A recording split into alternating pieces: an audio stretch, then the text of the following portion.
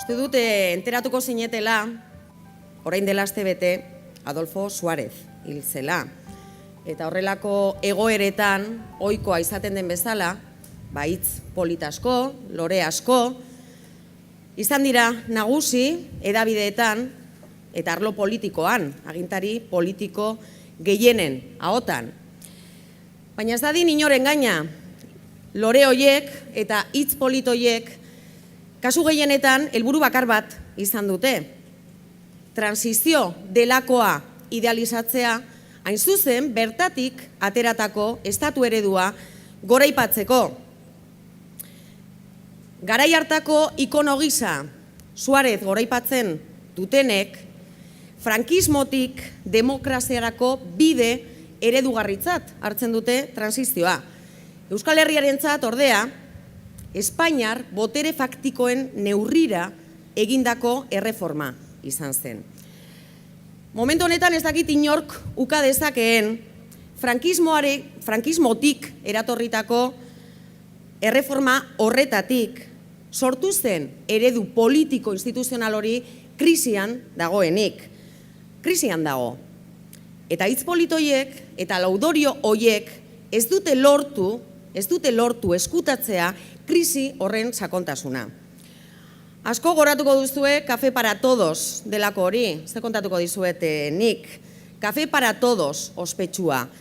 Euskal Herriaren eta Països Catalans herrien aldarrikapen demokratikoak itotzeko egindako erreforma, bertatik sortutako eredua. Baina esan dezagun argi eta garbi, eredu hori egun agortu eginda. Y es que el modelo del Café para Todos que fomentaron, que diseñaron como dique de contención para contener las aspiraciones y las reivindicaciones democráticas de vascas, de gallegas y de catalanas, hace aguas, se resquebraja, se agrieta. Autonomiaren, estatuaren helburua garbia zen bere momentuan, garbia izaten jarraitzen du momentu honetan ere, eta mugak ere garbi ikusten ditugu momentu honetan. Krisian dagoen eredua eta herrientzat etorkizunik gabeko eredua. Hitza ukatzen digute.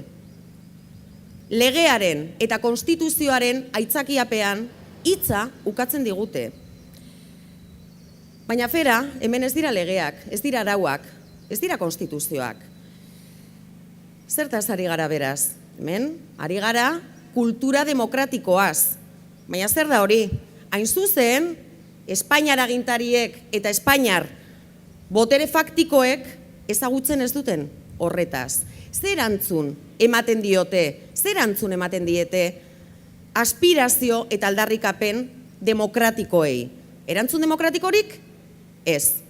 Ukazioa eta inposizioa. Hori da ematen dioten erantzuna. Demokraziarik ez.